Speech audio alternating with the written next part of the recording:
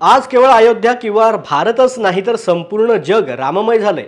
अयोध्येमधील राम मंदिराच्या प्राणप्रतिष्ठापना सोहळ्याच्या पार्श्वभूमीवर जगभरामध्ये विविध कार्यक्रमांचं आयोजन केलं गेलं। दरम्यान मेक्सिकोमध्ये या निमित्ताने पहिल्याच राम मंदिराचं लोकार्पण देखील करण्यात आलं। यावेळेला अमेरिकी पंडिताने श्रीरामांची प्राणप्रतिष्ठापना पार पाडली। मेक्सिकोमधील क्युरेटारो या शहरामध्ये हे मंदिर उभारण्यात आलंय।